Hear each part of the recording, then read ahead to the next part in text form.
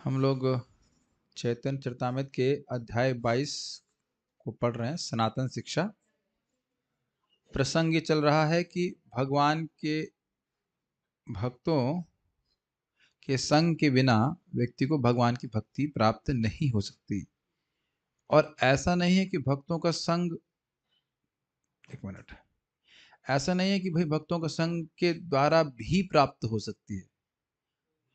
भक्तों के संग के द्वारा ही प्राप्त हो सकती है, और भक्ति ही सर्वश्रेष्ठ साधन है और वही सर्वश्रेष्ठ साध्य है। यही जीवन की सर्वश्रेष्ठ सफलता है।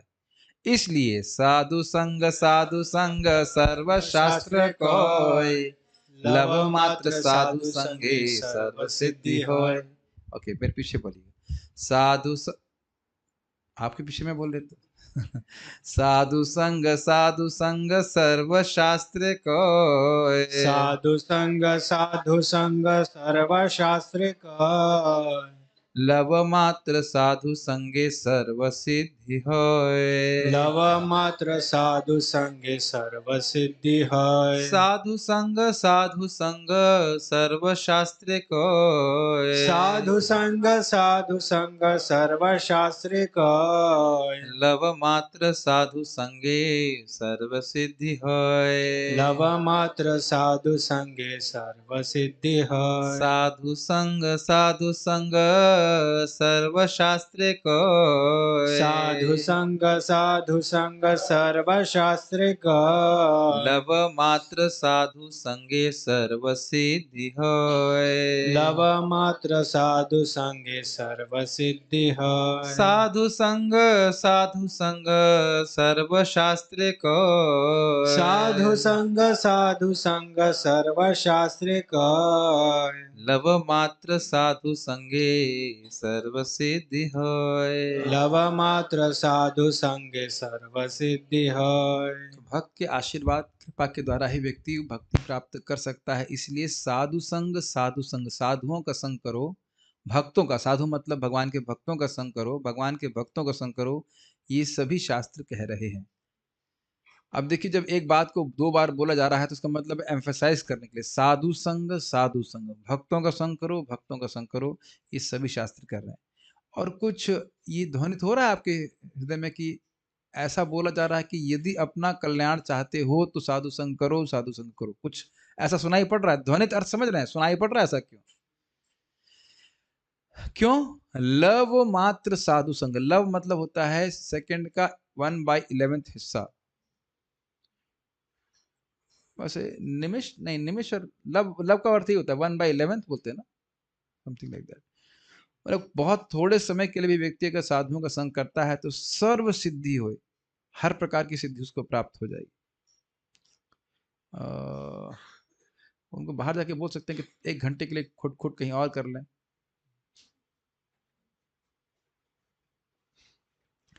सारे शास्त्रों का निर्णय है कि शुद्ध भक्त के साथ क्षण भर की संगति से ही मनुष्य सारी सफलता प्राप्त कर सकता है। तात्पर्य, ज्योतिष गणना के अनुसार लव 1 सेकंड के 1/11वें भाग के बराबर होता है।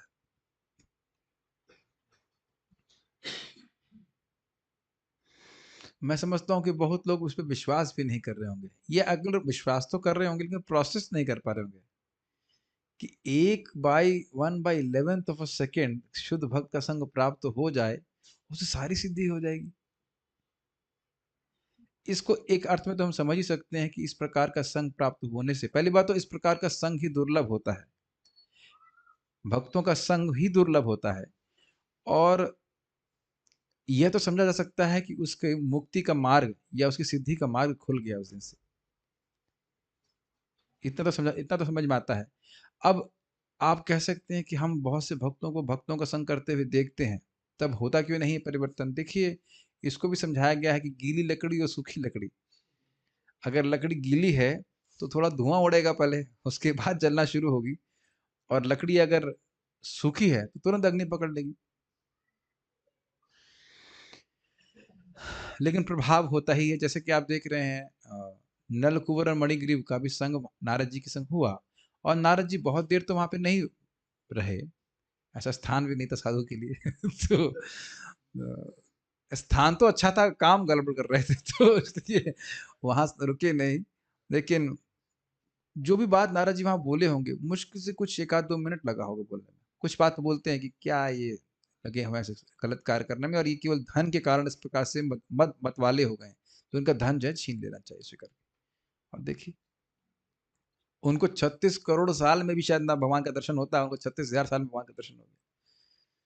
तो ज़रूरी नहीं कि तुरंत भगवान की प्राप्ति हो जाए, ऐसा तो बहुत कम ही होता है, लेकिन सिद्धि का मार्ग खुल जाता है, सिद्धि का पथ खुल जाता है। ये ऐसे समझिए कि भगवान से तो जीव उल्टा जा रहा है, भगवान से विपरीत जा रहा है। भक्तों के संग में आने से वो घूम गया, उसे पता भी चलता नहीं कि उसकी उसकी जो ट्रेजेक्टरी है वो यू टर्न हो गई। ठीक है, थोड़ा सा अगर इससे पहले हम आगे जाएं, विचार कीजिए कि नल कुबेर और Manigriva were had planned out a nice gandharva day, है कि नहीं? Usual sense planned chalked out plan for sense gratification, लेकिन कहाँ देखिए नारद जी की कृपा से कहाँ घूम गए, ब्रज में पेड़ बनने का मौका मिला। तो सर्व सिद्धि तो भैया ब्रज का पेड़ बनना ही तो बहुत मुश्किल बात है, वो भी कृष्ण का दर्शन कर रहे थे। और हम टीका में पढ़ा चुके हैं, वो चैत्य वृक्ष है, दे आर कॉन्शियस। जैसे आप मान लीजिए ऐसे खड़े हैं, आपका मतलब हम लोग खड़े हैं मान लीजिए पेड़ की तरह, और कृष्ण की लीलाओं को आंखों से देखने के कम सौभाग्य है? इतना आसान समझते हैं इसको? और कृष्ण की सारी बाल लीलाएं जो वहां पे कूद रहे हैं, माता यशोदा को पीछे भाग रही है, वो सब देखने का मौका मिल गया। ये बहुत सुंदर श्लोक है। ये श्लोक भागवत में थोड़ा हल्का सा परिवर्तन करके 2 बार आया है। ये श्लोक जो आपके सामने है, ये जहाँ तक मैं समझ रहा हूँ परीक्षित महाराज ने बोला है, नहीं, नैमिषारण्य के ऋषियों ने बोला है, और उसके बाद शिव जी बोलते हैं आगे जा करके 4थे स्कंद में।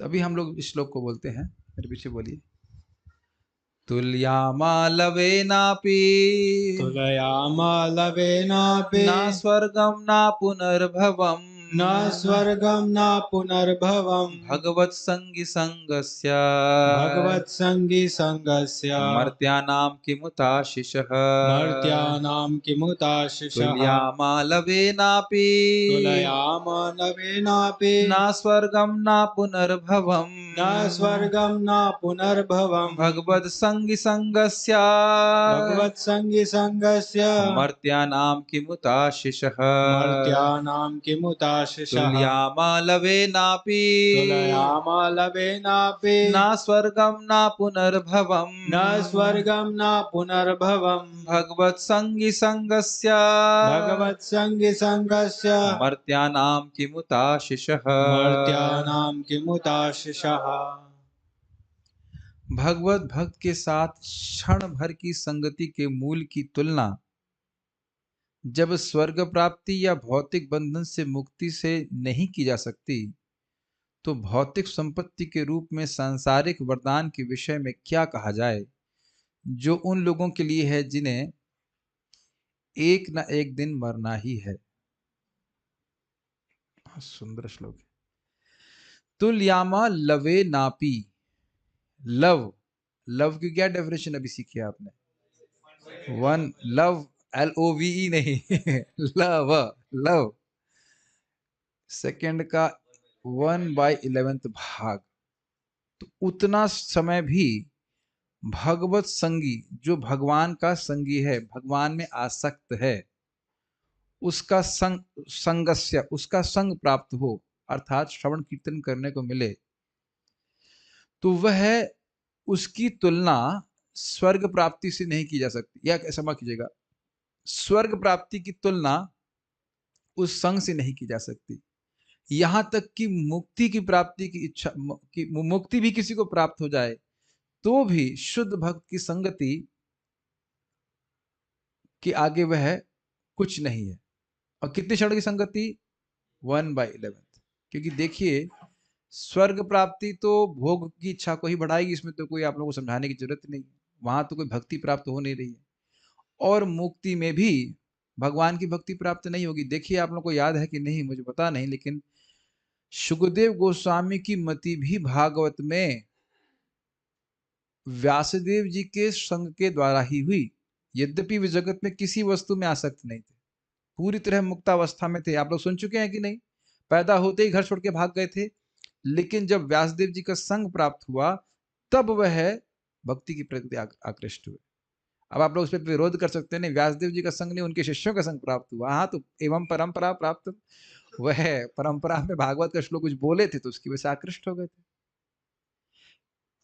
कुछ समझ में आ रहा है एक्सक्लूसिविटी ऑफ भक्ति, कि जब तक भक्तों का संग नहीं प्राप्त होगा, चाहे किसी जन्म में कभी ना कभी जरूर प्राप्त होना चाहिए, व्यक्ति भक्ति में आ ही नहीं सकता है। और भक्ति जब तक प्राप्त नहीं है वो संतुष्ट नहीं होगा। देखिए बहुत सुंदर बात है, आज सुबह भी मैं परम पूज्य वृंदावन चंद्र महाराज से थोड़ी सी चर्चा कर रहा था, तो कह रहे थे देखो यदि कोई भौतिक वस्तुओं के लिए अन्य किसी भक्ति के अलावा कुछ भी मांग रहा है भगवान से, भगवान देंगे भी तो वो संतुष्ट नहीं होगा। ये बहुत सुंदर बात है।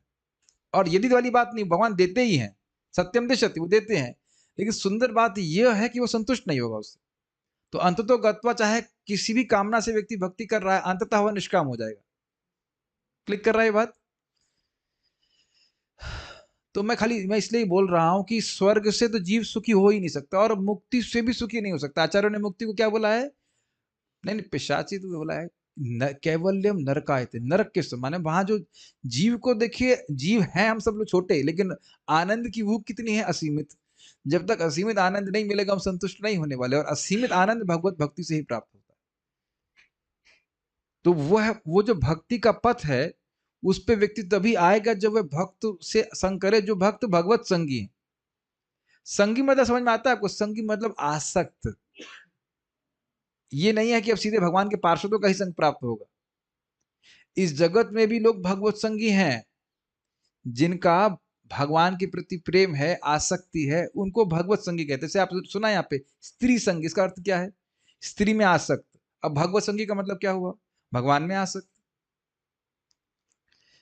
इससे पहले मैं आगे जाऊं, एक बड़ी, हम लोग को ब्रह्मचारी क्लास में जनरली बताया जाता है, जनरली तो नहीं लेकिन एक बार बता रहे थे महाराज कि देखो भाई, कोई प्राय कोई ब्रह्मचारी है, मतलब रहना चाहता है ब्रह्मचारी, तो उसको वो जान रहा है कि स्त्री से दूर रहना चाहिए, तो ठीक है।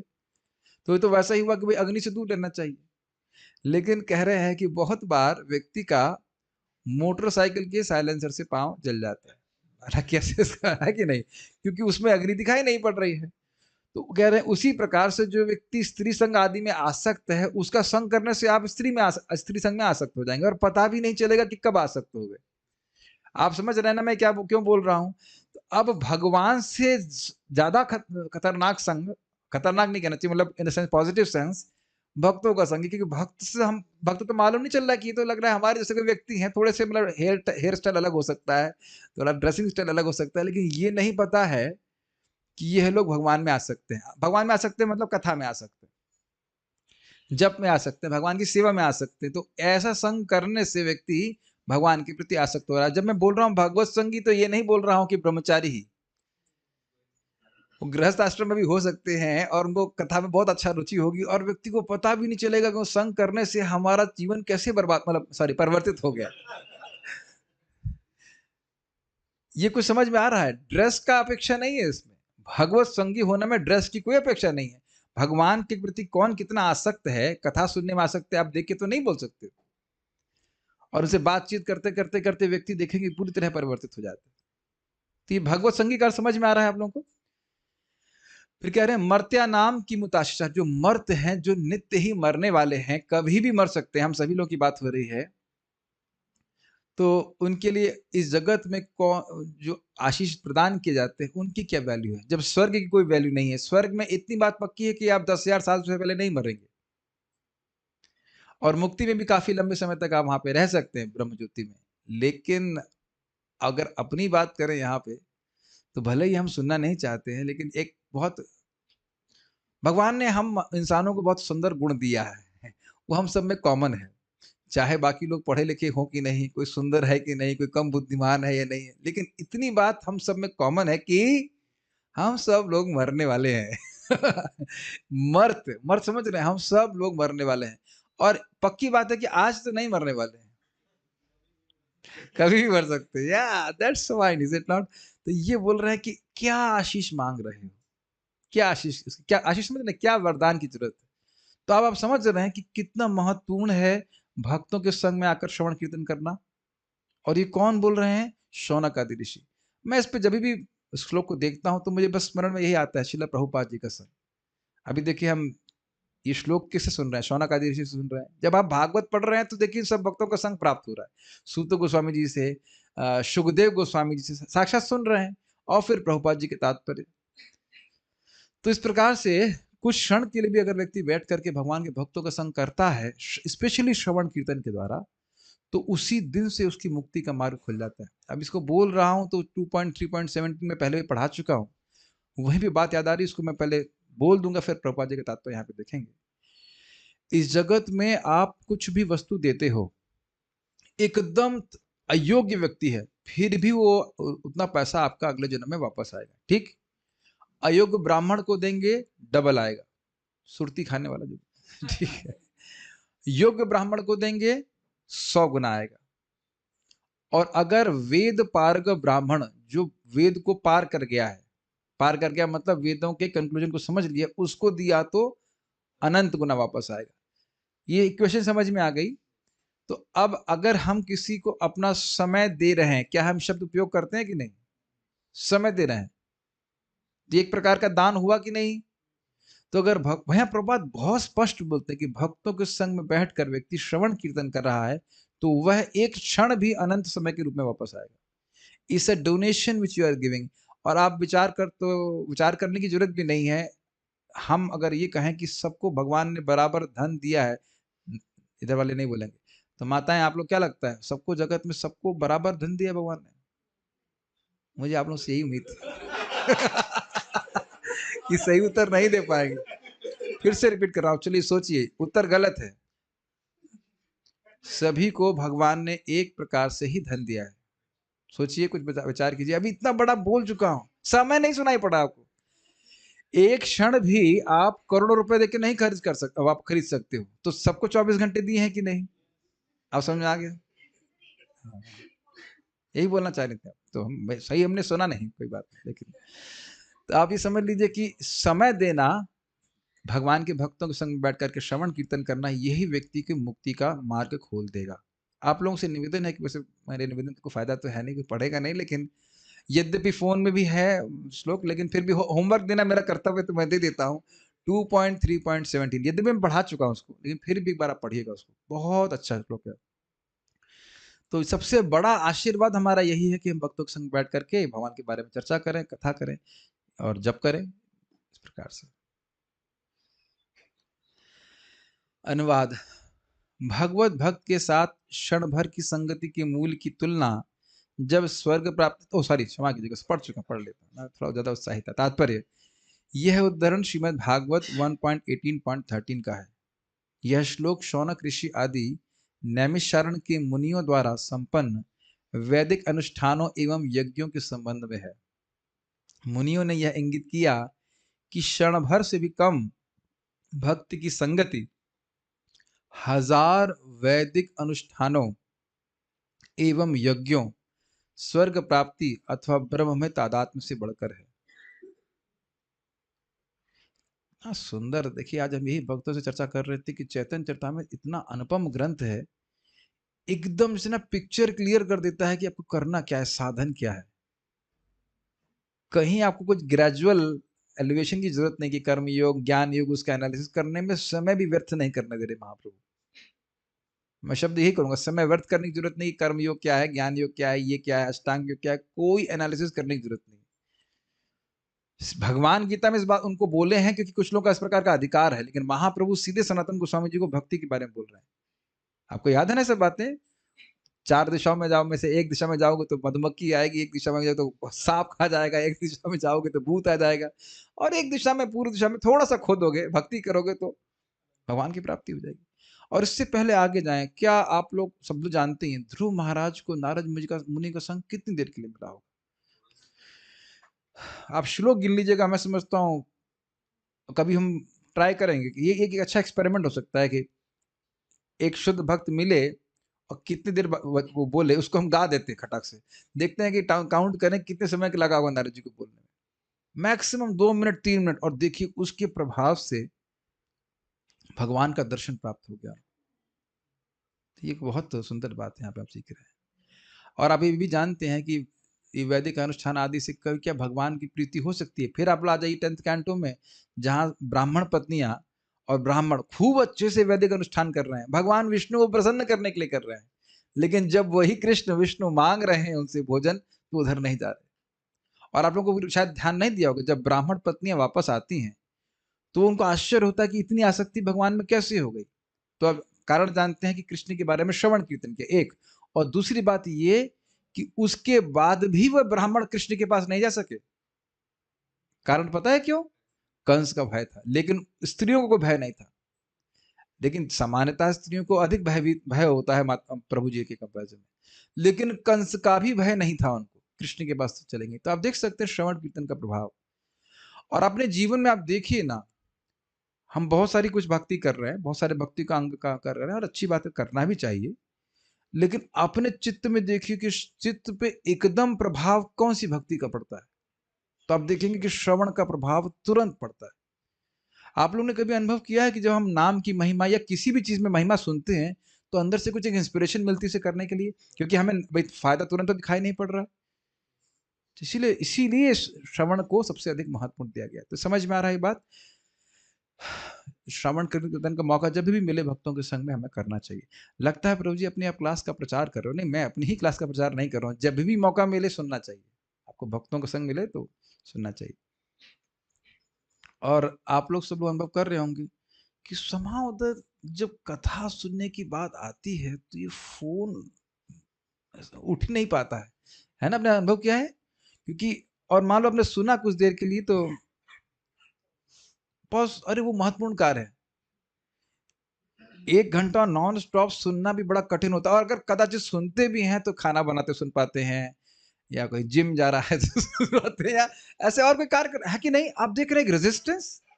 और आपने ये महसूस किया कि जब हम सब साथ में आकर के बैठ के पढ़ते हैं, पढ़ ही तो रहे साथ में, तो वो रेजिस्टेंस गायब हो जाता है। Have you felt like that?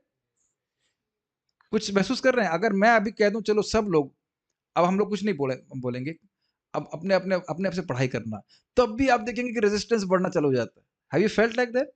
और यहाँ आप देखेंगे कि कुछ समय निकल जाता है, पता ही नहीं चलता। प्रभु जी आपकी बात है ना, हमें तो हमसे पूछिए, हमारे दिल से पूछिए क्या गुजर रही है। नहीं नहीं, मैं चैलेंज कर सकता हूँ कि कोई व्यक्ति रोज भागवत भी एक श्लोक रोज पढ़ सकेगा, उसमें डाउट है। ऑब्वियसली बहुत से लोग आसक्ति होती तो पढ़ते ही हैं, लेकिन फिर भी एक अब वो रेजिस्टेंस वाली फीलिंग समाप्त होते हुए देख रहे हैं, बहुत बड़ा फायदा है। चलिए, हम लोग ये सब बात कर रहे थे, इसका मूल बात ये थी कि भगवान चैत्य गुरु और जो गुरु के रूप में सामने, आध्यात्मिक गुरु के रूप में सामने आते हैं। और उसी के प्रसंग में सारी बातें आ रही हैं कि भक्तों के संग से ही व्यक्ति की धारा भगवान की तरफ मुड़ती है। तो उसी प्रसंग में महापुरुष सब बातें बोल रहे हैं। मैं क्लास में कोई उदाहरण किसी को देख लेता तो आ जाता है, वो व्यक्तिगत कुछ ऐसा नहीं है। आप प्लीज बुरा मत मानिएगा। खाना बनाते हुए खाना उसको हम लोग करते ही हैं, उसमें कोई हाफ टाइम हाफ लिसनिंग तो चलती है। हम अपनी ही बात कर रहे हैं, उसमें क्या है? खाना तो मैं नहीं बनाता हूँ, लेकिन और कुछ कार्य करते, मतलब एक्सरसाइज कर रहे हैं, तब उस टाइम हम कुछ सुन लेते हैं। ऐसे बैठ करके पढ़ना बहुत कठिन होता है, स्पेशली कलयुग में। अब कृष्ण किस प्रकार से कृपा कर रहे हैं जीवों पे, देखिए। कृष्ण कृपालु अर्जुनेर लक्ष्य करिया, जगतेर रखिया छेन उपदेश दिया। कृष्ण कृपालु हैं, अत्यंत कृपालु हैं। अर्जुन को लक्ष्य किया, अर्जुन को लक्ष्य किया मतलब अर्जुन को लक्षित करके भगवत गीता का उपदेश दिया। जगत तेरे रखिया छेन उपदेश दिया, लेकिन वह उपदेश जगत के लिए था, वह अर्जुन के लिए नहीं था। कृष्ण इस प्रकार से भगवत गीता में गुरु का रोल अदा कर रहे हैं। भगवान से बड़ा गुरु तो कोई है नहीं, ये बात बोल रहे हैं। कृष्ण इतने दयालु हैं कि अर्जुन को लक्षित करते हुए अपने उपदेशों के द्वारा उन्होंने सारे जगत को संरक्षण प्रदान किया। संरक्षण प्रदान किया, ये कैसे हुआ?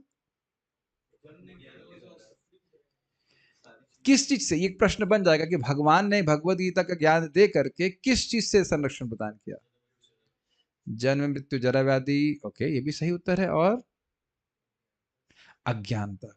मेन बात है, देखिए जन्म मृत्यु तो सिम्टम है, मूल है अविद्या। अगर आप प्रभुपाद जी के तात्पर्य पढ़ेंगे तो प्रभुपाद वहां पे शुरुआत में बोलते हैं इंट्रोडक्शन में कि हर व्यक्ति अविद्या रूपी बागनी से पकड़ा गया है। ये बलदेव विद्याभूषण जी अपने इंट्रोडक्शन बोलते हैं, वही प्रभुपाद जी इसको लिए हैं। बड़ा सुंदर है।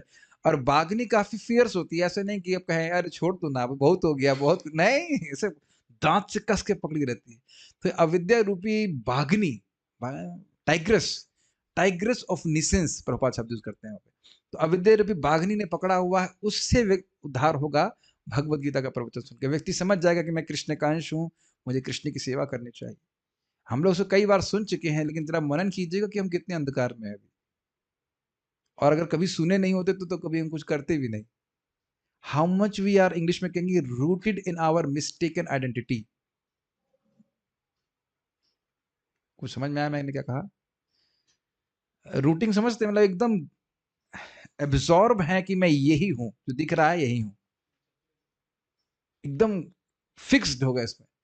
भगवत गीता के द्वारा, भगवत ज्ञान के द्वारा, और जो भगवान पथ प्रदर्शन कर रहे हैं कि तुम मेरा स्मरण करो, मेरे भक्त बनो इत्यादि, धीरे धीरे करके अविद्या का रोग समाप्त होता है। ये बहुत बड़ा उपकार है। भगवत गीता सुनते रहते तो समझ नहीं आता, लेकिन ये बहुत बड़ा उपकार भगवान ने किया। बहुत सुंदर श्लोक है, मेरे विषय बोलिए। सर्वगुह्यतमं भूयः सर्वगुह्यतमं भूयः शृणु मे परमं वचः शृणु मे परमं वचः इष्टोऽसि मे दृढमति इष्टोऽसि मे दृढमिति सॉरी इष्टोऽसि मे दृढमिति इष्टोऽसि मे दृढमिति ततो वक्ष्यामि ते हितम् ततो वक्ष्यामि ते हितम् मन्मना भव मद्भक्तो मन्मना भव मद्भक्तो मद्याजी मां नमस्कुरु मद्याजी मां नमस्कुरु मामेवैष्यसि सत्यं ते मामेवैष्यसि सत्यं ते प्रतिजाने प्रियोऽसि मे प्रतिजाने प्रियोऽसि मे। सर्वगुह्यतमं भूयः, भूयः मतलब फिर से।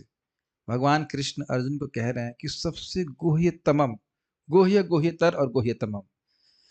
तो गुह्य ज्ञान आत्मा शरीर से, आत्मा को शरीर से अलग देखने का ज्ञान है। गुह्यतर ज्ञान भगवान के संबंध में है, लेकिन गुह्यतम ज्ञान है शुद्ध भक्ति का ज्ञान।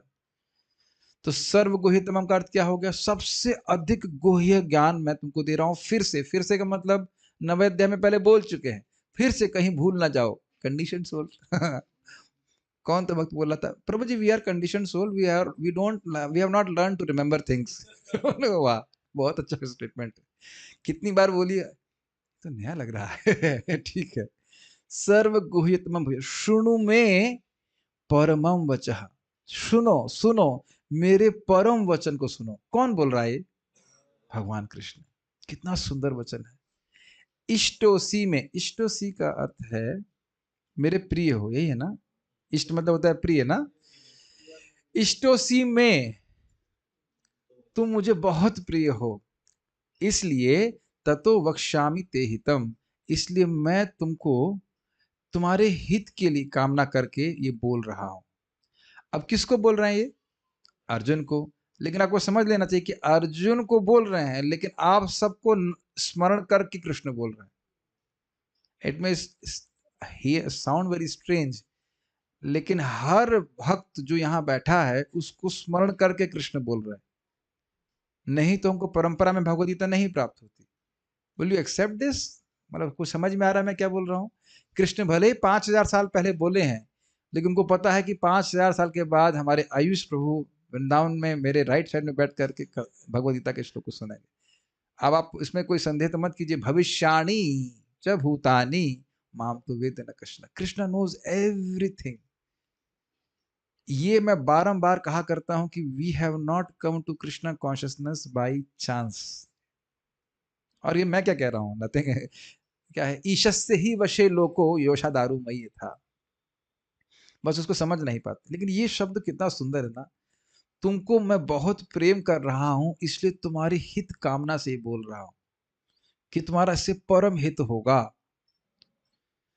कैसे हित होगा? कोई तपस्या करनी है ना, मन मना, अपने मन को मुझ में लगाओ। भव मद भक्तो, मेरे भक्त बनो। मद याजी, मेरी ही पूजा करो। और माम नमस्कुरु, मुझको ही नमस्कार करो। ऐसे क्या हो जाएगा? माम एवैष्यसि सत्यम ते, आप मेरे पास सत्य सत्य बात है कि आप मेरे पास आ जाओगे। प्रति जानी प्रियोसी मैं प्रतिज्ञा कर रहा हूँ।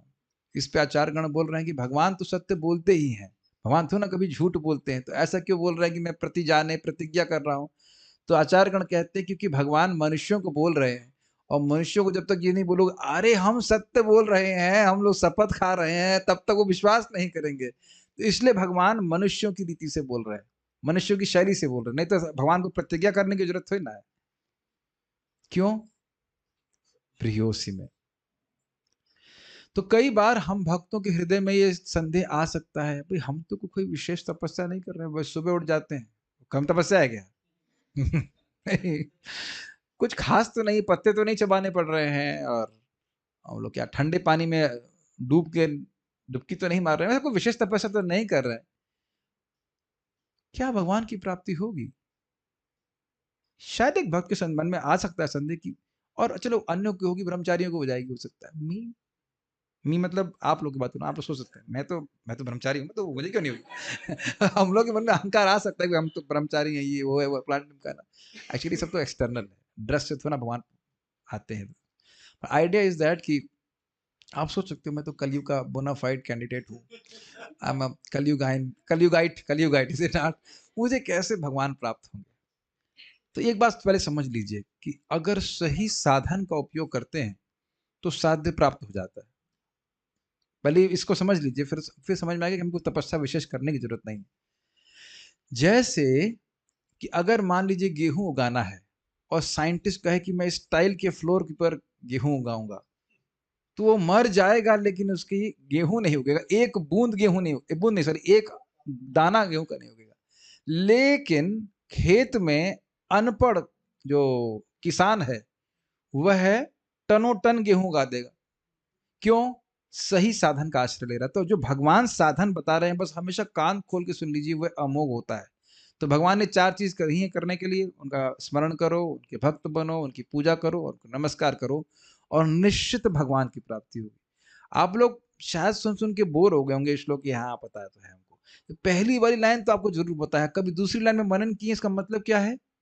What do you understand by this kind of मामय वैश्य सत्यम का मतलब क्या समझ रहे हैं आप? आप भगवान के पास हमेशा हमेशा के लिए पहुंच जाओगे। कभी सोचा है आप लोगों ने?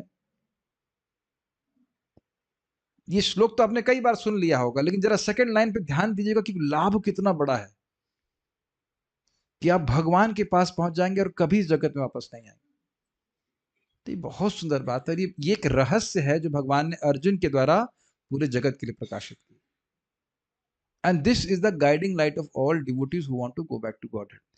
Keep your mind fixed on this. एकदम मन फिक्स कर दीजिए कि हमको इसको पालन करना है। मन भाग रहा है कहीं और, फिर कृष्ण में लगाना है। मन भाग रहा है कहीं, फिर कृष्ण में लगाना है। श्रवण कीर्तन इत्यादि इत्यादि। और आप जानते हैं मन वहीं भागता है जहां पे उस देखा है और सुना है, यही जगह मन जाता है तो कहीं जाता नहीं।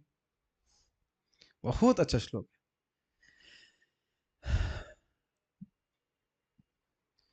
अनादिकाल से जीव जो जगत में भटक रहा है उसको यह श्लोक कभी दिखा ही नहीं, और कभी दिखा भी तो लोगों ने उसे ढक दिया। नहीं, कृष्ण की शरण में नहीं जाना है। यहाँ मनमाना मतलब मुझ में मन लगाओ, मतलब अपने का स्मरण करो। अब और बंठादार करते हैं कि नहीं ऐसे लोग?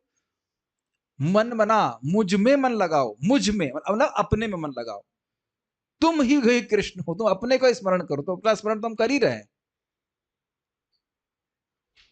इस प्रकार का एक्सप्लेनेशन भी लोगों को प्राप्त हो जाता है। तो सही सही परंपरा का एक्सप्लेनेशन अगर प्राप्त हो जाए तो उसी दिन से मुक्ति का मार्ग खुल गया। बहुत अच्छा ये श्लोक है। क्यों? क्योंकि तुम मेरे अत्यंत प्रिय मित्र हो, इसलिए मैं तुम्हें मेरे सर्वोत्कृष्ट उपदेश के रूप में ज्ञान के सर्वाधिक गुह्य अंश को बतला रहा हूं। इसे मुझसे सुनो क्योंकि यह तुम्हारे लाभ के लिए है। सदैव मेरा चिंतन करो और मेरे भक्त बनो, मेरी पूजा करो और मुझे ही नमस्कार करो। इस तरह तुम निश्चित रूप से मेरे पास आओगे। मैं तुम्हें यह वचन देता हूं क्योंकि तुम मेरे प्रिय मित्र हो। ये दोनों श्लोक भगवत गीता से हैं, उद्धृत हैं। अब ये क्यों रखे गए आपको पता है? अभी बोला गया ना महाप्रभु ने कि भगवान कृष्ण कृपालु हैं और अर्जुन को लक्ष्य करके सारे जगत का हित कर रहे हैं। तो ये एक उदाहरण दे रहे हैं कि देखो भगवान ने सबसे उत्कृष्ट उपदेश अर्जुन को दिया, लेकिन उसके द्वारा अन्य सभी जीवों को दिया जिससे वो अपना कल्याण कर सके। ये समझ में आ गया महाप्रभु क्यों कोट कर रहे हैं? पूर्व आज्ञा वेद धर्म कर्म योग ज्ञान सभ साधि शेष एई आज्ञा बलवान। एक प्रश्न हो सकता है कि भगवत गीता में तो भगवान ने पहले कर्मयोग के बारे में बोला है, ज्ञान योग के बारे में बोला है, सुधर्म आचरण के बारे में इत्यादि इत्यादि बोला है। तो कह रहे हाँ, भगवान ने व्यक्ति के अधिकार के अनुसार ये सब बातें बोली। पूर्व आज्ञा, पहले भगवान ने बोला कि हाँ, वेद का धर्म यानी कि वर्णाश्रम धर्म करना चाहिए, कर्मयोग करना चाहिए, अष्टांग योग, ज्ञान योग सब करना चाहिए। लेकिन सब साधी, साधी को प्रपात अनुवाद किए हैं इन सभी प्रक्रियाओं का वर्णन करने के, इन सबको करने के बाद शेष अंत में ए आज्ञा बलवान, ये आज्ञा बलवान है। क्या आज्ञा बलवान है? मन मना भव मद भक्तो मदयाजी माम नमस्कुरु। बाकी सभी चीजों को जीवन में करने का प्रयोजन ये है कि इस श्लोक को अपने जीवन में हम फिक्स कर सकें। ठीक है, इसी से कल्याण होना है। यद्यपि कृष्ण पहले ही वैदिक अनुष्ठान करने, वेदों में वर्णित सकाम कर्म करने, योगाभ्यास करने तथा ज्ञान का अनुशीलन करने की क्षमता बतला चुके थे, किंतु ये अंतिम उपदेश अत्यंत बलवान है और अन्य सबसे ऊपर है।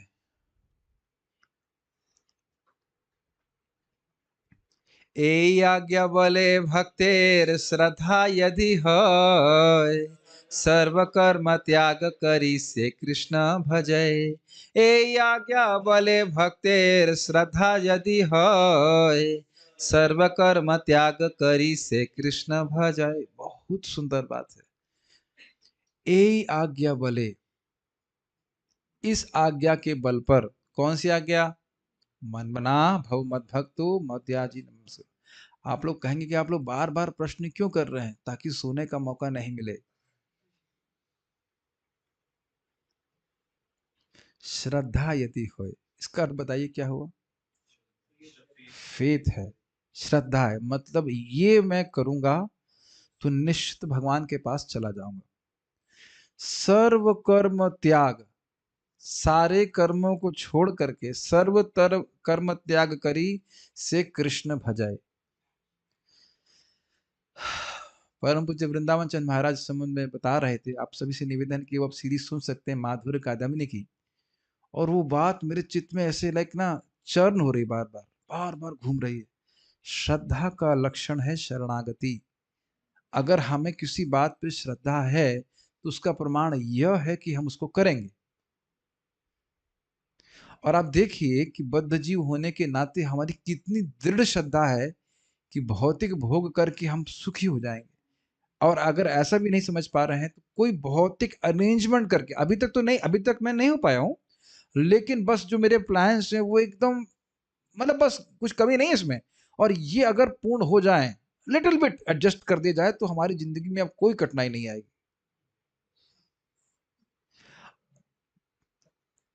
आप बुरा ना मानिएगा, लेकिन अपने हृदय में आप सेटिंग लेके चल रहे हैं ना कि हाँ, मतलब भले ही अन्य लोग इस अरेंजमेंट से संतुष्ट नहीं हुए हैं, उनके जीवन में कोई परेशानी नहीं आई है, लेकिन मतलब you don't know Prabhu ji, you are not mature enough. आप मैच्योर नहीं है, हमारे जीवन अलग है कुछ कुछ अलग रहा है। कृष्ण ने और स्पेशली मटेरियल एनर्जी ने हमारे लिए स्पेशल पैकेज निकाला है। हम डिवोटी है भाई, डिवोटी है, डिस्काउंट ऑफर है, कोई हमारे लिए कष्ट नहीं आएगा। ठीक है, व्यक्ति जिस भी आप लोग समझ गए मैं क्या कहना चाह रहा हूँ, लेकिन जिस भी आश्रम को स्वीकार करे वो तो उसकी इच्छा के अनुसार है। लेकिन ये कितना सुंदर श्लोक है, सर्व कर्म त्याग करी से कृष्ण भजाए। कृष्ण की शरण लेकर के मैं जगत से पार हो जाऊंगा। हो जाऊंगा मतलब आप ब्रैकेट में लिख दीजिएगा हो जाऊंगी, दोनों ही चीजें होना चाहिए। तो बताइए जगत में ऐसा क्या है जिसके लिए हम यहाँ पे लटकते रहें?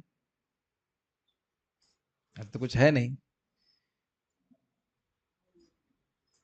इसलिए सब्सटैंशियल बात जो आचार्य ने बताई है, एकदम सारांश में बताया है। प्रभुपाद जी भी इसको बताते हैं 5वें स्कंद में कि देखिए, कोई व्यक्ति किसी भी आश्रम में है, वह अपनी भौतिक आवश्यकताओं को अधिक फैलाए नहीं, उससे क्या होगा जरा बताइए?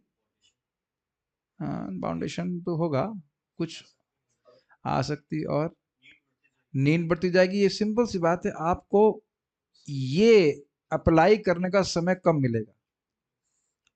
अपना जो श्रेय प्राप्ति के लिए, भगवान की प्राप्ति के लिए जो मन मना भव मत भक्तु मत्याजी करना है, उसके लिए कम समय मिलेगा। ये तो देखिए संभव ही नहीं है कि हर व्यक्ति आश्रम ज्वाइन कर ले, ये तो असंभव बात है। ये तो एज्यूम ऐसा कभी नहीं कहा जा रहा है। और सभी लोग आश्रम ज्वाइन करेंगे तो फिर खाना कौन चलाएगा? डिवोटी किचन के लिए डोनेशन देने के लिए भी तो कुछ चाहिए ना। वह संभव नहीं, लेकिन यह कभी नहीं सोचना चाहिए कि मैं इस जगत का हूं, चाहे गृहस्थी में हूं चाहे कुछ भी हो। किसी भी व्यक्ति को कभी नहीं सोचना चाहिए, चाहे वो स्त्री हो चाहे पुरुष हो, हम यहाँ के बिल्कुल नहीं है। हमने भगवान के पास वापस जाना है और करना क्या है? भगवान श्री कृष्ण की भक्ति। दिस शुड बी आर, कह सकते हैं, guiding light of our life. कभी हम लोग दुखी नहीं हो सकते, कभी विफल नहीं हो सकते, ये भगवान की बात है। बाकी जो कुछ करना हो थोड़ा बहुत एडजस्ट कर लेना चाहिए। We will never lose on this investment. अभी भी देख लीजिए ना, कुछ कुछ रिटर्न्स मिल रहे हैं कि नहीं। कुछ होता है ना, पैसा इन्वेस्ट कीजिए थोड़ा थोड़ा आना चालू हो जाता है। सदाशिव को जानते इस बारे में, बहुत अच्छा है। मैं लेकिन खाली बात ये कहना चाहता, यदि श्रद्धा होगी तो व्यक्ति अपने आप को भक्ति, अपनी शक्ति को भक्ति में इन्वेस्ट करेगा, ये मैं कहना चाह रहा हूं। श्रद्धा का अर्थ समझ पा रहे हैं? श्रद्धा मतलब शरणागति। व्यक्ति भगवान को प्रसन्न करने के कार्यों को करेगा, ये श्रद्धा का लक्षण। ठीक है।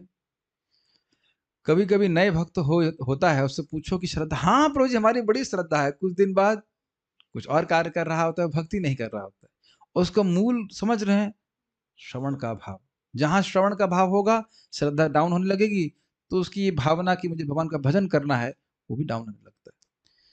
अनुवाद, यदि भक्त को इस आदेश की शक्ति में श्रद्धा है तो वह अपने सारे कार्यकलापों को त्याग कर भगवान कृष्ण की पूजा करता है। अब सारे कार्यकलापों का अर्थ समझ रहे हैं? ऐसा नहीं कि व्यक्ति को अपना शरीर चलाने के लिए कुछ नहीं करना पड़ेगा, ऐसा आदेश नहीं दिया जा रहा है। लेकिन शरीर किस लिए चला रहे हैं यह नहीं भूल रहा है। किस लिए करना, चलाना है शरीर, बताइए? भोग करने के लिए। तो बहुत इजी था प्रभु जी भक्ति करने के लिए। ठीक है। और आपने महसूस किया, ये भी महसूस किया होगा कि ये जब हम लोग श्रवण कीर्तन कर रहे होते हैं तब तो उत्साह बढ़ जाता है, फिर जैसे दरवाजे के बाहर निकलते हैं फिर मटेरियल एनर्जी पकड़ लेती है, तो कोई बात नहीं, फिर कथा में आइए, फिर थोड़ा बढ़ेगा, फिर बाहर जाएंगे, अरे नहीं कुछ और काम कर रहा है। अच्छा, इससे पहले हम आगे जाएं, आप ये बताइए, जब इस श्लोक को सुन रहे हैं, मैं इसको एम्फसाइज कर रहा हूँ, जब ये श्लोक सुन रहे हैं तो लग रहा है ना कि भौतिक कार्य वेस्ट ऑफ टाइम है। और जब बाहर जाकर के फिर वही दुनिया के जो प्रचारक तो सब तरह के फैले हुए हैं, माया के प्रचारकों को सुनते हैं, तब लगता है ना कि बहुत महत्वपूर्ण है। और देखिए, मैं उन भक्तों की बात नहीं कर रहा, मैं भक्त की बात कर, भक्तों के एनालिसिस कर रहा हूँ। उन लोगों की बात नहीं कर रहा हूँ कि जिनको नौकरी करने की जरूरत है, चलो उन्हें तो करने की जरूरत है। उन लोगों की बात कर रहा हूँ जिन्हें जरूरत नहीं है कि नहीं? वो भी जिनको जरूरत नहीं है, वह समाज में अपनी प्रतिष्ठा को बनाए रखने के लिए, क्योंकि 1 करोड़ साल तक याद रखा जाएगा कि उन्होंने कितनी नौकरी करी थी है कि नहीं? 2 महीने बाद हमारी शक्ल भी कोई नहीं याद रखेगा कि दिखाई कैसे पड़ते थे। नहीं तो मर के देखिए, देख लिए पक्का हम झूठ बोल रहे हैं कि सच बोल रहे हैं। नहीं कोई मरना नहीं, लेकिन ये ऐसा है। और आप देख रहे हैं कि श्रवण के प्रभाव के कारण कितना प्रेशर महसूस करते हैं लोग। मैं लोगों से काउंसलिंग लेते हैं, बात करते हैं, तो बिल्कुल लगता है कि कोई मेहनत करने की जरूरत नहीं है, भगवान की भक्ति कर सकते हैं, लेकिन श्रवण के अभाव में ऐसी श्रद्धा का निर्माण चित्त में नहीं होता है। जो आप यहाँ पे पढ़ रहे हैं ना, वो एकदम आंखों से दिखता है कि किस प्रकार से लोग व्यर्थ में मेहनत कर रहे हैं। नहीं हो, अब कोई तो प्रश्न करेगा, भाई श्रद्धा यदि हो मतलब क्या मतलब हुआ? मतलब सबकी श्रद्धा नहीं होती है। इसलिए जब तक भगवान की कथा में श्रद्धा नहीं होए, व्यक्ति को कर्म करने होते हैं। कुछ समझ में आ रहा है? तावत् कर्माणि कुर्वीता तावत् कर्माणि कुर्वीत न निर्विद्येत यावता न निर्विद्येत यावता मत्कथा श्रवणादौ वा मत्कथा श्रवणादौ वा श्रद्धा यावन्न जायते। श्रद्धा यावन्न जायते। एक प्रश्न सभी के मन में आएगा कि भाई जब हम आत्मा है तो इतने सारे धर्म क्यों बताए हैं? भाई तुम स्त्री हो, तुम्हारा ये धर्म है, तुम पति हो, तुम्हारा ये धर्म है, तुम वैश्य हो, तुम ब्राह्मण हो, ये सब क्यों बताया गया? तो देखिए क्या लिखा है, भगवान के शब्द हैं। तावत कर्माणि कुर्वीत, तब तक इन कर्मों को करो, न निर्विद्येत यावत, जब तक आप निर्विद्य ना हो जाए, निर्विद्य बोर ना हो जाओ। भाई हो गया। अन्यथा अगर किसी को बोला जाएगा ये मत करो तो नहीं मानने वाला है। तो मानने वाला नहीं है, लेकिन जो करके बोर हो जाएगा तब तक उसे करना चाहिए। फिर कहते हैं मत कथा श्रवणादौ वा, या फिर मेरी कथा श्रवण करने लग जाए और उसको कथा में आसक्ति होने लग जाए, श्रद्धा यावन न जाए, जब तक उसको भगवान की कथा में श्रद्धा नहीं होती। अब बताइए, फिर श्रद्धा की बात को अप्लाई कीजिए यहाँ पे। भगवान की कथा में श्रद्धा का अर्थ क्या है बताइए? रुचि। और रुचि का मतलब समझ रहे हैं? जब किसी चीज में रुचि होती है तो हम क्या करते हैं? उसको कभी नहीं करते हैं, उसको बारंबार करने की इच्छा होती, नहीं कथा सुनना है। तो आप देखिए एकदम स्पष्ट लिखा है, मत कथा श्रवणाद होगा। अगर आप इसको देखें तो और कोई बात कही ही नहीं जा रही है। अब आगे देखिएगा किस प्रकार से कथा श्रवण श्रवण कीर्तन पे इतना बल दिया जा रहा है, क्योंकि यही भगवान का प्रेम प्राप्त कराने का मुख्य साधन है। जाप करना, हरे कृष्ण मंत्र का उच्चारण करना और ये भगवान का नाम कथा सुनना, ये सबसे प्रबल साधन है भगवान की प्राप्ति कराने में, सबसे प्रबल। ये ऐसा नहीं कि मैं अपना कोई ओपिनियन दे रहा हूं। आप श्रीमद भागवत को उठा लीजिए, आप चैतन्य उठा लीजिए, भगवत गीता उठा लीजिए, बारंबार इस बात को कहा जा रहा है। तो जो लोग भी अभी मतलब कुछ कार्य कर रहे हैं जगत में, भक्तों की बात कर रहा हूं मैं, भक्तों से तो बात ही नहीं कर रहे मतलब, तो आपको कब तक कार्य करने चाहिए? जब तक वो है मतलब, अब वो कर्म होगा ही नहीं। कर्म कर्म करने से भी नहीं होगा, मतलब आपकी संकल्प ही नहीं उठेगा कि हम कर्म कर सकें। Make sense? वैसे इसमें भगवत कथा और भगवत भक्ति ऐसे ही सहायक है। जाप करते हैं, कथा सुनते हैं, तो जो थोड़ी बहुत इच्छा थी भी वह भी चली जाती। ये सब श्लोक ना मुझे बहुत हेल्प करते हैं दूसरों को हेल्प करने में। पहले मैं उनको बोलता हूँ आप सारे कर्म छोड़ क्यों नहीं देते, तब एकदम से बैकलैश आता है, नहीं प्रभु जी हम बिल्कुल नहीं छोड़ सकते, हम ऐसा करेंगे। हम अच्छा ठीक है करिए, कोई बात नहीं। अब ऐसा जब तो कर सकते ना सुबह, हाँ जब जब तो कर सकते, कथा में आ सकते, हाँ। अब मेरी पॉलिसी समझ रहे हैं? पहले मैं चेक करता हूँ कि भाई छोड़ दे, छोड़ दे, क्या करेगा करके। और बहुत लोगों को काम करने की जरूरत नहीं है, लेकिन अभी वो कीड़ा ऐसा कीड़ा है करने का, कुछ कुछ तो करना है, कुछ तो करना है जगत में, तो वो है। तो इसलिए ठीक है, वो चला जाएगा। स्पेशली भक्ति कर रहे हैं तो एकदम कुछ भी जगत में करने की इच्छा नहीं होगी। It is very purifying, very purifying. और कुछ लोग की अधिक श्रद्धा होगी तो वो छोड़ेंगे, छोड़ो क्या करना है अपना को, भक्ति करते हैं क्या फायदा, दुख भोगने से क्या प्रयोजन होता है। ये बड़ा इंटरेस्टिंग है। आप मेरी बात समझ पा रहे हैं? आपका आप लोगों को काउंसिल करने के लिए आपके पास बहुत ब्राइट स्पेक्ट्रम हो जाता है। परम पूज्य गौर कृष्ण महाराज बात को बोला करते थे, भाई कर्म छोड़ने नहीं होते हैं, छूट जाते हैं, क्योंकि भक्ति है ही इतनी आकर्षक। ये चीज है, भक्त लोग बहुत चतुर होते हैं। आप आपकी पढ़ाई अच्छी होगी, आप जब कीजिए। और ये नहीं बताते कि पढ़ाई अच्छी क्या होगी, पढ़ाई होगी ही नहीं। जॉब करने लग जाएगा। हम कल इनको बोले, क्या नाम, आयुष प्रभु, प्रभु जी आपको राउटर ठीक करना आता है? प्रभु जी वो सॉफ्टवेयर जॉब ही हम नहीं करना चाहते हैं, अभी राउटर और क्या सीखेंगे। तो आ रहा है, भक्ति का वायरस फैल रहा है धीरे धीरे। भक्ति करने से अपने आप ही भौतिक कर्मों से एकदम निर्लिप्तता हो जाती है। और आपके भक्ति आपके एस्ट्रोलॉजिकल चार्ट पे निर्भर नहीं करती, वो सारी इक्वेशन चेंज कर देगी। मेरा मन कर रहा है बोलने का, तो बोल देते हैं। हो सकता है आपके एस्ट्रोलॉजिकल चार्ट में लिखा हो बहुत सुंदर पति मिलेगा या पत्नी मिलेगी, बहुत सुंदर बच्चे होंगे, ये होंगे, और हो सकता है आप सन्यास की तरफ आपका मन बन जाए।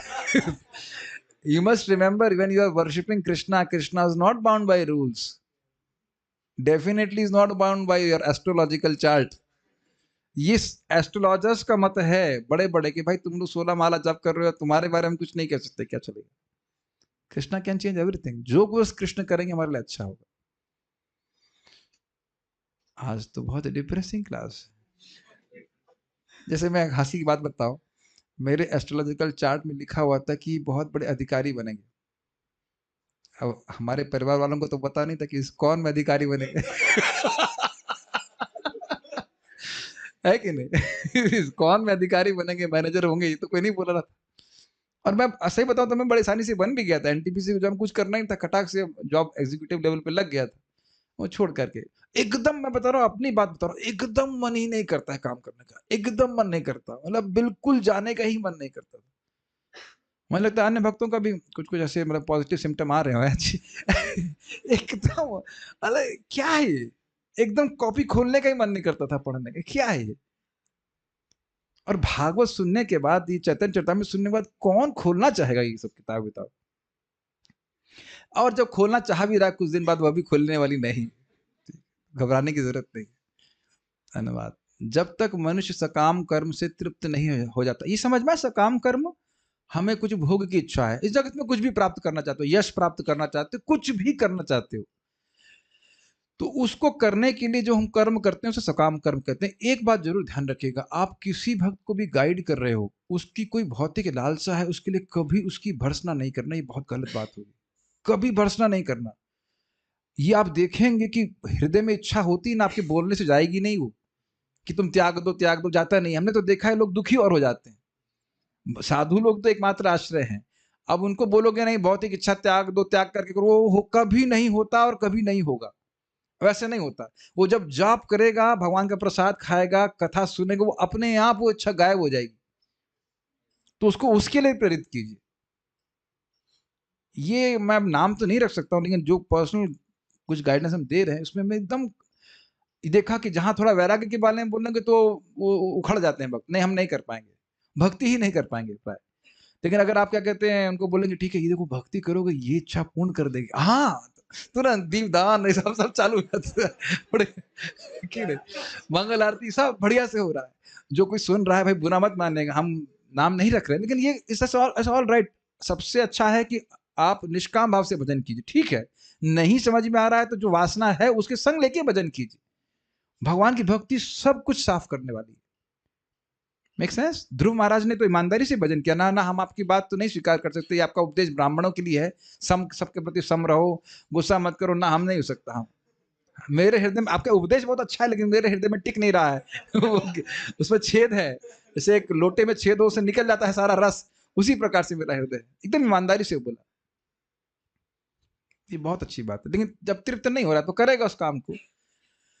और श्रवणम कीर्तनम विष्णु द्वारा भक्ति के प्रति रुचि जागृत नहीं कर लेता, तब तक उसे वेदोक्त विधानों के अनुसार कर्म करना पड़ता है। यह उद्धरण श्रीमद् भागवत से है। तो आप दूसरी तरह से समझिए इसको, अगर भक्ति में रुचि हो गई है तो अब वेद कर्म करने की कोई जरूरत नहीं है कि ये अनुष्ठान करो, ये पूजा करो, ये कोई जरूरत नहीं है। अगर ये विश्वास हो गया है कि भाई हमारे कृष्ण मंत्र जप करेंगे, भगवान की भागवत सुनेंगे, प्रसाद खाएंगे, भक्ति करके ही मेरा जीवन सफल हो जाएगा, तब ऐसे व्यक्ति को वेद कुछ नहीं कह रहा है। पूरा श्लोक तो याद नहीं आ रहा है, लेकिन ऐसे कुछ कुछ याद है। रात्रि दिया रात्रि दिन नाम जप, कैसे था, बहुत सुंदर श्लोक था। रात्रि दिन, हाँ, रात्र दिन नाम लैया खाई ते सुई ते, तार महिमा वेद न कहे पारी ते। जो रात और दिन किसी भी तरह से भगवान का नाम उच्चारण कर रहा है, उस व्यक्ति की महिमा वेद नहीं कह सकता है। और उसमें टीका में बताया गया है कि उसके लिए अब वेद को कुछ कहने के लिए अब तुमको क्या कहें, तुम जब कर रहे हो, अब आप जब कर रहे हैं, भगवान को प्रणाम कर रहे हैं, तो अब क्या कहें आपको, वेद वेद क्या कहें कि तुम क्या करो? जो वेदों का सार है भक्ति, वो तुम कर रहे हो, अब क्या कहें बताइए। ठीक है, तो कुछ कहेंगे भक्त, तो आप हमको क्यों डांटते हैं? हम तो सोते, अगर मान लीजिए हम सोते हुए भी जब कर रहे हैं तो क्यों डांटते? हमें भी कुछ तपस्या कर रही है कि नहीं? लेकिन अब भक्ति, ये कुछ समझ में आ रहा है, जब तक व्यक्ति भक्ति को ग्रहण नहीं कर रहा है तब तक वो वेद के कार्य कर्मों को करे, उसका हृदय शुद्ध होता है। लेकिन ये ध्यान दीजिएगा कि वेद कर्म करने से भक्ति नहीं मिलती है। वेद कर्म करने से उसका हृदय शुद्ध हो रहा है क्रमशः, और धार्मिक जीवन जी रहा है, भक्तों का संग करेगा तो वो एक्सेप्ट एक्सेप्ट कर लेगा। ये बात बोल रहा है। आप इसको पढ़िएगा, चतुर्विधा जननाम पुण्य कर्मणाम ते द्वंद्व, ये शब्द है नहीं, यही है शायद जहां तक आप इसमें प्रपात बताते हैं। जनाह सुकृतिन अर्जुना, 4 प्रकार के सुकृतिवान लोग भगवान के पास आते हैं। हाँ, तो उसी में वो वर्णाश्रम की बात हो रही है कि जो पायस होते हैं, अगर उनको भक्तों का संग प्राप्त हो जाता है तो भक्ति में आ जाते हैं जल्दी से। ठीक है। कुछ बातें मैं बोल रहा हूँ जिसका कुछ अर्थ गलत भी हो सकता है। ये नहीं कह रहा हूँ कि जो पायस होगा वही भगवान की भक्ति स्वीकार करेगा, संभावना अधिक है, लेकिन ये मैंने नहीं कहा कि जो व्यक्ति पुण्यात्मा है वही भक्ति स्वीकार करेगा, क्योंकि भक्त का संकल्प से महापापी व्यक्ति भी भक्ति स्वीकार कर सकता है, जैसे कि मृगारी, नारद जी का संकल्प। भक्ति अपने आप में इंडिपेंडेंट है। ये नहीं आप कह सकते हैं कि पापी व्यक्ति है तो अब भक्त की इच्छा हो जाएगी तो वह पापों से मुक्त नहीं होगा। Does it make sense? लेकिन जनरली जो पुण्यात्मा होते हैं वो भगवान की तरफ आ जाते हैं। एक श्लोक और ले लेते हैं। सब लोग श्लोक को शायद जानते होंगे, बहुत सुंदर श्लोक है। श्रद्धा शब्दे विश्वास कहे, सुदृढ़ निश्चय, कृष्ण भक्ति कैला सर्व कर्म कृत होय। श्रद्धा शब्द का अर्थ विश्वास कहा जाता है। विश्वास मतलब सुदृढ़ निश्चय, एकदम दृढ़ निश्चय। क्या निश्चय? कृष्ण भक्ति कैला सर्व कर्म कृत हुए। मैं कृष्ण भक्ति कर रहा हूं, उससे मैंने सारे कर्म कर लिए। अब जरा छोटा सा उदाहरण लीजिए, एक कृष्ण नाम अगर वो कह रहा है कि करोड़ों करोड़ों अश्वमेध यज्ञ के बराबर है, तो उसको क्या पुरस्कार मिलता है? दंडे तार यम, उसकी पिटाई यमराज जी करते हैं। क्या? अगर कोई कह रहा है कि एक कृष्ण नाम के बराबर 1 करोड़ अश्वमेध यज्ञ है, तो उसकी पिटाई करते हैं यमराज जी। भगवान के एक नाम में असीमित शक्ति। तो बताइए, अगर श्रद्धा होगी तब भी आप होम इत्यादि करेंगे। अच्छा, अब इसमें भी सटल पॉइंट है। और मान लो घर वाले होम करेंगे, तब आप क्या करें? अश्रद्धा से खड़े हो जाइए वहां पे। झगड़ा मत कीजिए। आपको श्रद्धा नहीं है तो आपको प्रभाव नहीं पड़ेगा। आप नहीं सोच रहे हो कि मैं ये होम करूंगा, यज्ञ करूंगा तो मेरी भक्ति बढ़ जाएगी या मैं आध्यात्मिक रूप से प्रगति करूंगा। Does it make sense? कुछ क्लिक कर रहा है? श्रद्धा का मतलब है, भक्ति में श्रद्धा का मतलब है कि मैं भक्ति कर रहा हूँ, भागवत पढ़ रहा हूँ, जप कर रहा हूँ, भगवान का प्रसाद ग्रहण कर रहा हूँ, मुझे अपने परफेक्शन के लिए अब और किसी साधन की जरूरत नहीं है। हवाई जहाज में बैठे हैं, सोचेंगे साइकिल, हो सकता हो हवाई जहाज ना पहुंच पाए, या लग रहा है कि हवाई जहाज बहुत स्लो चल रहा है, मेरी बाइक कहाँ है? और जो लोग भी हवाई जहाज में बैठे हैं, सबको अनुभव हुआ कि ऐसा लगता है हवाई जहाज तो हिल भी नहीं रहा है। बैठे हैं आप लोग उसमें? ऐसे कर आवाज कर रहा है और चल भी नहीं रहा है। कोई बेवकूफ होगा तो कहेगा पैसा वापस कर, कुछ नहीं हो रहा है, अभी मैं कूदता हूँ, ऐसा कुछ कह सकता है। और बड़ा बोरिंग लगता है। आप सब लोग को अनुभव है ना कि ऐसे जब हम तक हवाई जहाज में बैठे नहीं होते तो लगता है कि बहुत मतलब बड़ा अच्छा लगेगा, लेकिन एकदम लगता है कि चल नहीं रहा, लेकिन स्पीड बहुत तेजी से होती है। उसी प्रकार से आप कर रहे हैं। हरे कृष्णा बोलिए एक बार, और एकदम बोरिंग तरह से बोलिए हरे कृष्णा।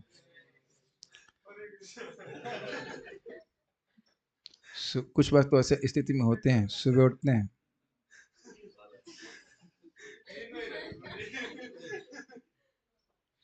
और जैसे ही माला हाथ में डाली, पहली चीज जो दर्शन करना चाहते हैं वो घड़ी का। हरे कृष्णा कृष्ण कृष्ण हरे हरे, हरे राम राम राम, हरे कृष्ण कृष्ण कृष्ण हरे हरे। और कोई भी उत्साह ना हो तो भी आप जानते हैं कि एक जीव से, क्या है वो, जिह्वा स्पर्श आचरण डाले सबक उद्धार है। इतना शक्तिशाली नाम है। तो अब बताइए कि हरे कृष्ण मंत्र को छोड़ के कुछ और कर रहा है तो इसका मतलब उसकी श्रद्धा नहीं है। और मैं बारंबार बोल रहा हूं कि गंभीरता से नाम क्यों करना चाहिए। जितना ये नाम हमारे हृदय को शुद्ध करेगा, उतना ये श्रद्धा पुष्ट हो जाएगी कि नहीं, यही करना है, यही करना है, यही सिद्धि देगा, यही सिद्धि देगा, यही सिद्धि देगा। दिस इज वेरी, और इसके लिए चैतन्य चरितमृत, भागवत और हरि नाम, ये तो बहुत पोषण करने वाली चीज है। हरि कृष्ण मंत्र को गंभीरता से करें और श्रीमद् भागवत का श्रवण करें, इतना ज्यादा पोषित करता है कि यही करना है।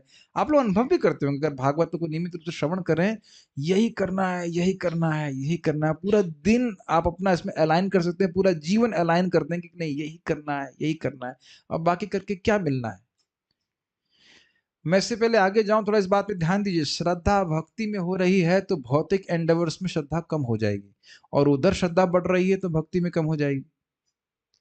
मैं जो बातें बोल रहा हूं कि अपने जीवन में आप लोग अनुभव कर पा रहे हैं, है कि नहीं?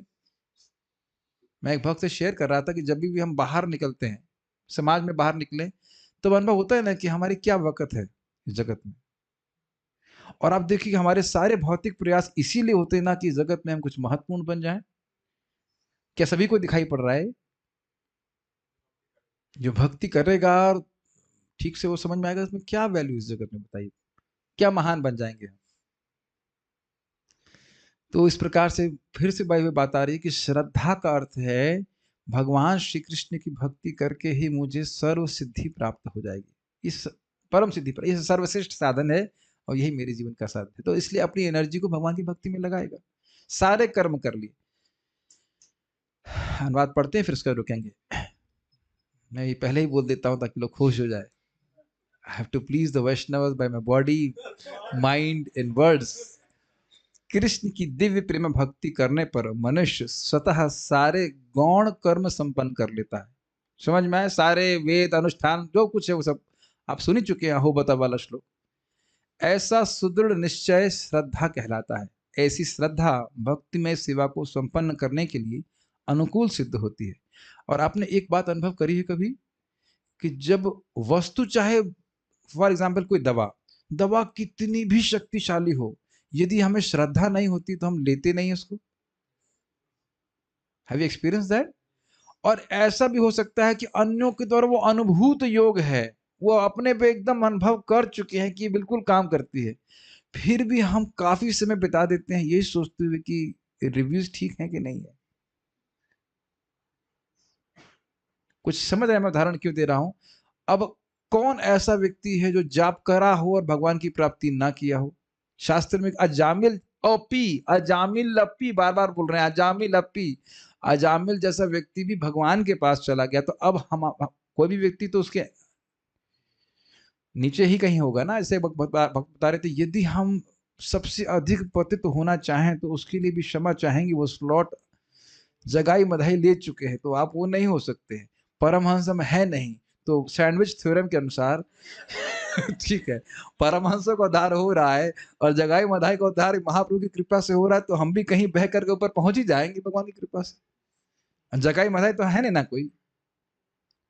मैं खाली बोल रहा हूं कि ये बोल नहीं रहा हूं, देखा जा रहा है, देखा जा रहा है कि भागवतम है। हम तो कितने भक्तों को आते और जाते हुए देखता हूं। मैं आश्रम की बात कर रहा हूं, श्रद्धा नहीं है इसी कारण से।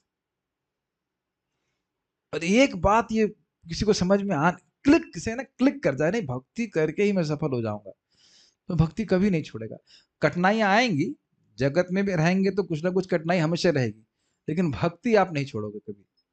इसीलिए भक्तों से निवेदन करता हूं कि आप नियमित रूप से श्रवण कीर्तन करने का प्रोग्राम अपने जीवन में रखें। श्रवण कीर्तन मीन्स हियरिंग कृष्ण कथा। तो आप देखेंगे कि वो श्रद्धा वह पुष्ट होती रहेगी। जैसे कि आप एक टाइम नहीं खाते हैं तो कोई दिक्कत होती है? कोई दिक्कत नहीं होती ना एक टाइम नहीं खाने से। कुछ सुनाई पड़ रहा है कुछ लोगों को, इसीलिए नहीं आए ना क्लास में। नहीं, डांट नहीं रहा हूं, ये हमें डिवोटीज बता रहे, जैसे हम एक टाइम नहीं खाते हैं कुछ अजीब सा होता है कि नहीं?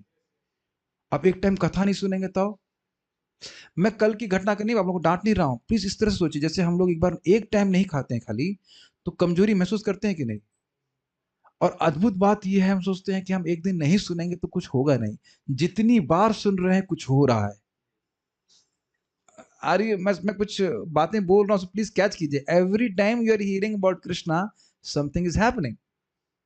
मैं डांट नहीं रहा हूँ, आप लोग अच्छे डिवोटीज हैं, खाली वो एग्जांपल दे रहा हूँ कि एक बार भूख लग रही है, खाने नहीं खाने को मिल रहा है। अरे मेरी स्थिति, मुझे तो एकदशी में बड़ी दिक्कत होती है, सुबह नहीं, सुबह 4 बजे से भूख लगना शुरू हो जाती है कि आज क्या होगा क्या होगा, है ना? एक टाइम नहीं खाने से दिक्कत होती कि नहीं? उसी प्रकार से हमारी श्रद्धा को पुष्ट करती है, भोजन प्रदान करती है, बल देती है श्रद्धा को भगवान की कथा है। हम लोग मैं ऐसा नहीं, मैं आपको बोल रहा हूँ, I am also, all of us are forgetful about the glories of the holy name. रोज रोज याद करना पड़ता है, इसीलिए तो हम लोग बोलते हैं वो जयति जयति, और आप देखेंगे रोज उसके वो रोज महिमा भूल जाते हैं, रोज भूल जाते हैं कि कैसे भी नाम उच्चारण करेंगे मुक्त हो जाए। मैं खाली बोल रहा हूं कि ऐसी श्रद्धा से, जब मैं सारी बातें क्यों बोली, श्रद्धा है तो हरे कृष्ण मंत्र तो है, भागवत तो है, भगवान का धाम है, सब कुछ है। श्रद्धा होगी तो उसका सेवन करेंगे, पार हो जाएंगे। और श्रद्धा नहीं होगी तो इनके होने के बाद भी व्यक्ति नहीं करेगा। जैसे देख लीजिए, दीपदान करने से करोड़ों कल्पों के पाप नष्ट होते हैं। श्रद्धा होगी तो क्या करेंगे आप? दीपदान करेंगे। और ऐसे भी लोग हैं जो सुनेंगे और नहीं करेंगे। कुछ लोगों को तो सुनने को ही नहीं मिलेगा। मेरी बातें आपको सबको समझ में आ रही? क्या दीपदान का महत्व है कि नहीं कार्तिक में?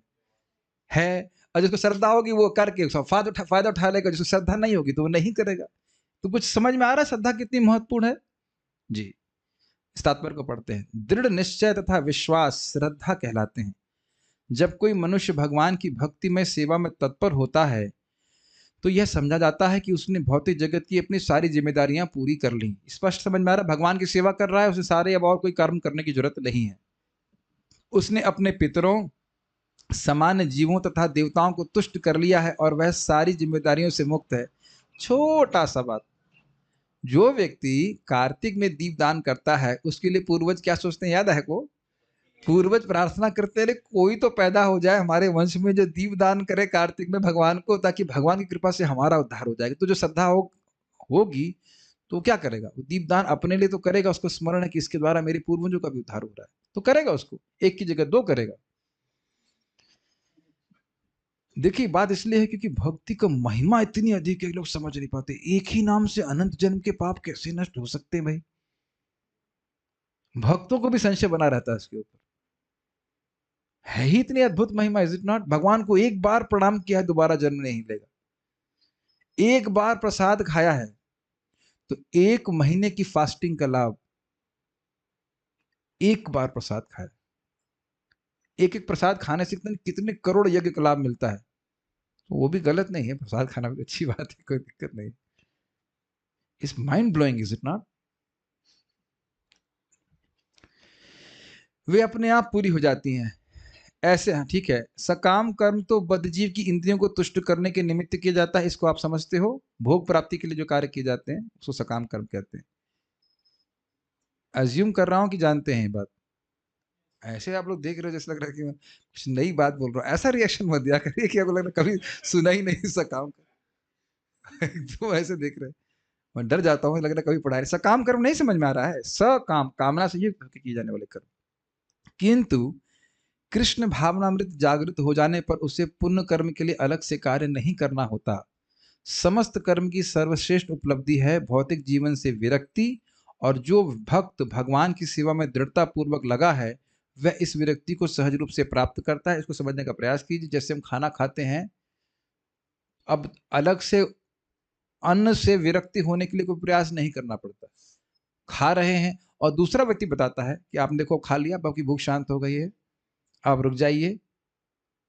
ठीक उसी तरह जो है व्यक्ति व्यक्ति भक्ति कर रहा है तो वो अपने आप ही वो देखता है कि मेरे जगत से विरक्ति हो रही है। कभी कभी नए भक्त तो घबरा भी जाते हैं, प्रभु जी हम तो अब लोगों से बात करने का मन ही नहीं करता है।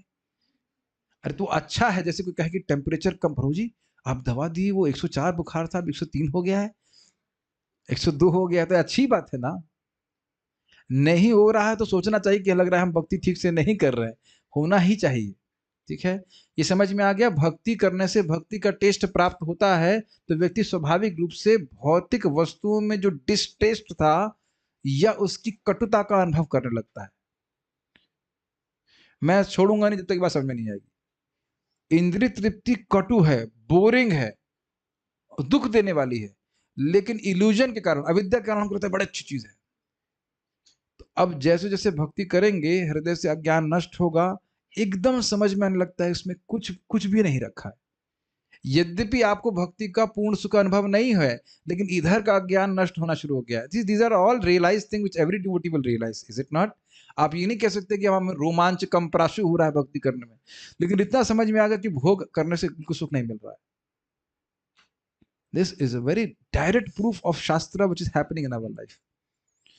तो आगे की हम चर्चा को आगे सुनेंगे। हाँ मुझे यही तो इसके लिए वेट कर रहा था। देखो तुरंत लैपटॉप बंद।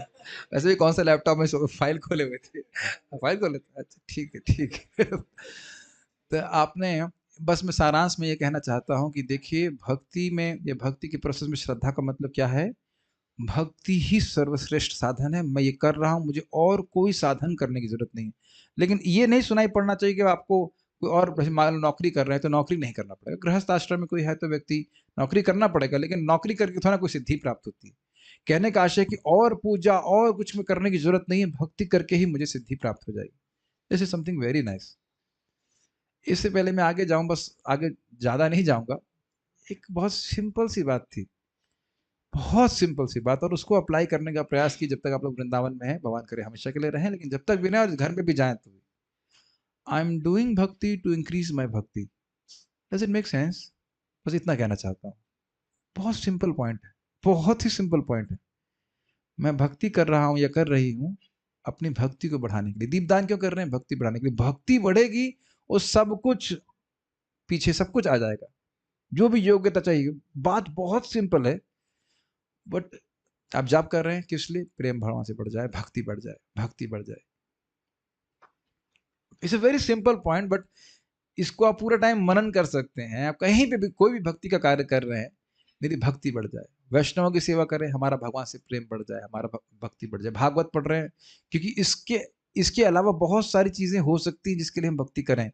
और मैं परम पूज्य राधा रमन महाराज जी का शब्द कहूंगा, भक्त लोगों के जीवन में दुख आता है, उसको वो सह लेते हैं, अपनी भक्ति उसका प्रतिकार करने में खर्च नहीं करते। वाह, क्या स्टेटमेंट है, माइंड ब्लोइंग स्टेटमेंट। भक्तों के जीवन में जो कष्ट आता है, उसको कर सह लेते हैं, जो भी उसके लिए करना होता है कर लेते हैं, लेकिन भक्ति करके उसका प्रतिकार करने का प्रयास नहीं करते।